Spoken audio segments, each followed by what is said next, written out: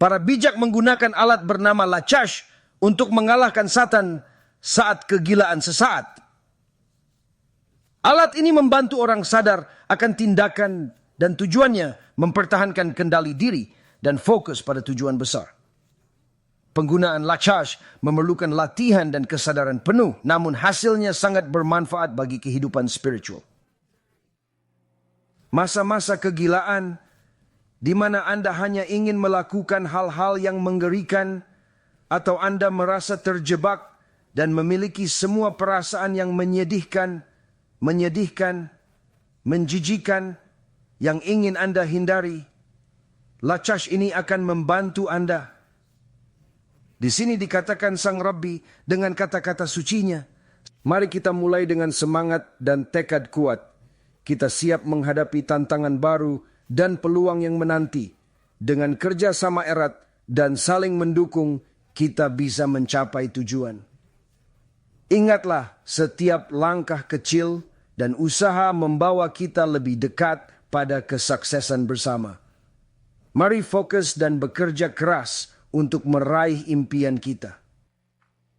Ketika sifat-sifat buruk mulai bangkit dalam diri Anda, chas fi shalom, perasaan-perasaan yang menyedihkan di dalam, sifat jahat yang ada dalam diri Anda, pikiran-pikiran yang membingungkan, yang mengganggu, yang tidak ingin Anda miliki, yang sebenarnya Anda lawan, tiba-tiba Anda merindukan sesuatu yang terlarang.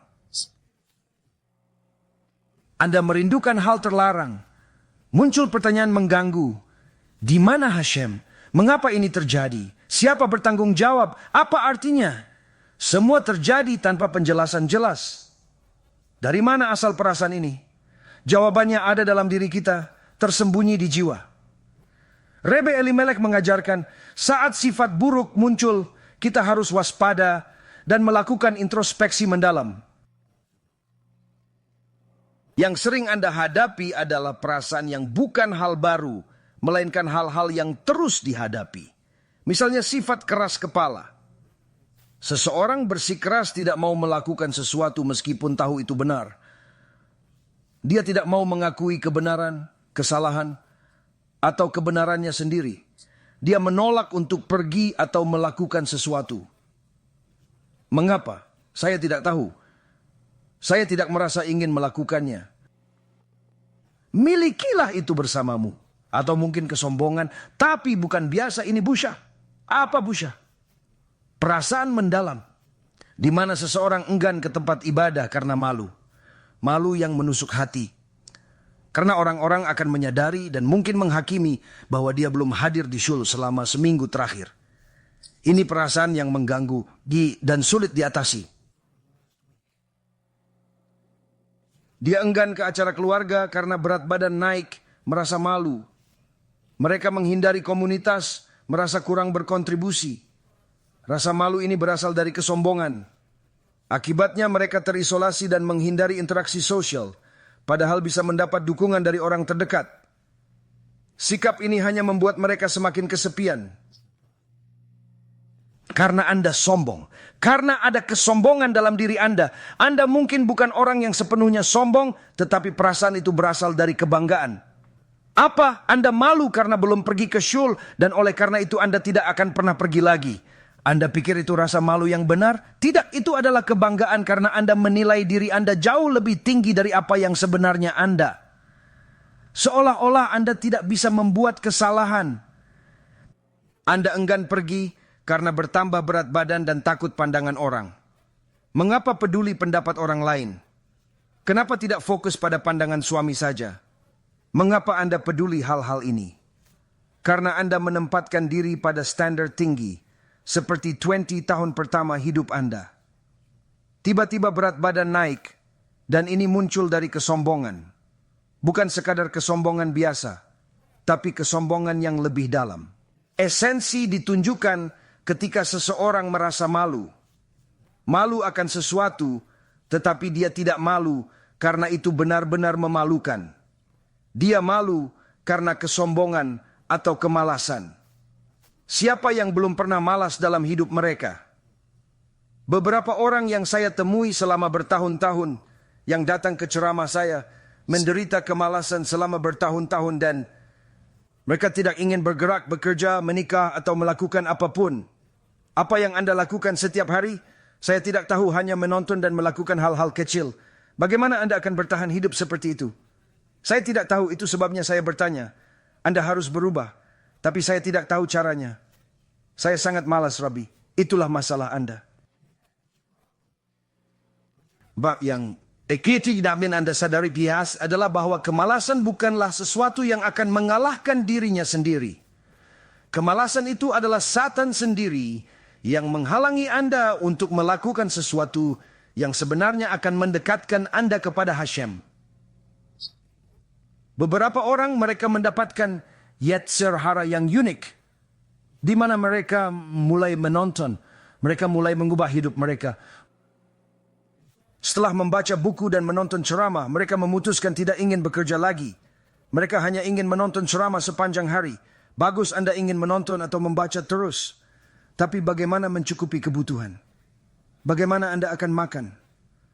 Anda bukan cendekiawan yang bersedia belajar 10 to 15 jam sehari di kolel.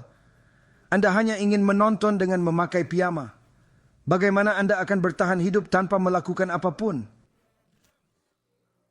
Selama 3 jam sehari Anda ingin menonton hingga pukul 4 pagi, itu bukan seorang cendekiawan, itu adalah kemalasan. Oh ya, tapi Anda tahu itu tidak berarti apa-apa. Ya, uang tidak berarti apa-apa, tetapi Anda tetap perlu menggunakannya. Dan jenis kemalasan ini juga adalah setan itu sendiri, atau kelambanan yang mengarah pada kebosanan, mengatakan makna bahwa seseorang tidak dapat membuat keputusan tentang apa yang harus dilakukan, kemana harus pergi, dan dalam cara yang begitu ekstrim, sehingga mereka tidak melakukan apa-apa, hanya diam saja. Atau lebih buruk lagi, ini sangat umum di kalangan remaja, di mana mereka pergi ke sekolah, selesai sekolah pada pukul 2, 3, 4, kapanpun mereka selesai sekolah, dan kemudian mereka tidak memiliki apapun yang harus dilakukan. Alih-alih membuka buku, belajar Torah, menonton ceramah, membantu orang tua, atau melakukan hal berguna, mereka tak berbuat apa-apa. Mereka hanya bermain internet, menonton video berjam-jam, menelepon teman, dan membicarakan hal-hal tak berguna. Lalu mereka terkejut akhirnya berdosa. Mengapa? Karena kebosanan mengarah pada dosa, kata Shlomo HaMelech. Kebosanan mengarah pada dosa atau hal serupa lainnya, ujar Tzitzit Katan. Bagaimana menghadapi sifat buruk yang muncul? Ini tantangan sehari-hari yang tak terelakkan. Kita harus terus melawan kemalasan dan kesombongan dalam diri. Berbagai situasi menguji kesabaran kita, seperti orang memotong jalan atau mengambil tempat parkir. Saat barang hilang dari kantor atau rumah, kita harus tetap tenang. Semua ini ujian karakter yang perlu dihadapi dengan bijak dan sabar. Ini adalah hal-hal yang dihadapi orang setiap hari dalam kehidupan penuh tantangan. Perlu diketahui semua ini berasal dari Satan, yang diizinkan Hashem menempatkan jebakan dan rintangan untuk menguji imanmu. Ketika berhasil mengatasinya, kamu akan mendapat pahala besar. Namun saat gagal, Hashem akan menilai dengan bijak. Ingatlah, cobaan ini adalah bagian penting dari perjalanan spiritual menuju kedewasaan rohani. Kita telah membahas pentingnya belajar Torah dan mendekatkan diri pada Hashem. Namun jika seseorang tidak belajar siang malam yang jarang dicapai, mereka tetap menghadapi perasaan kosong. Bagaimana mengatasi tantangan ini sehari-hari? Bagaimana tetap terhubung spiritual meski jadwal padat? Saya memiliki obat untuk Anda yang disebut lachash. Apa itu lachash? Lachash karena kurangnya kata yang lebih baik dalam bahasa Inggris modern. Lebih dikenal sebagai sesuatu yang mirip dengan mantra atau pernyataan yang memiliki kekuatan spiritual. Ini adalah bentuk doa atau invocation yang digunakan untuk tujuan penyembuhan atau perlindungan. Tidak seperti mantra yang tidak berguna dan dibuat hanya karena terdengar baik. Lachash memiliki efek dan kekuatan spiritual yang signifikan terhubung langsung dengan Torah. Jika dilakukan dengan benar dan penuh keyakinan, lachash dapat memberikan kekuatan spiritual tertentu yang sebelumnya tidak dimiliki seseorang, membuka pintu menuju pengalaman spiritual yang lebih dalam. Kemampuan untuk memberikan seseorang kekuatan spiritual tertentu yang sebelumnya tidak mereka miliki sebelum mereka melakukannya. Jadi, ini adalah sesuatu yang sangat istimewa dan berharga.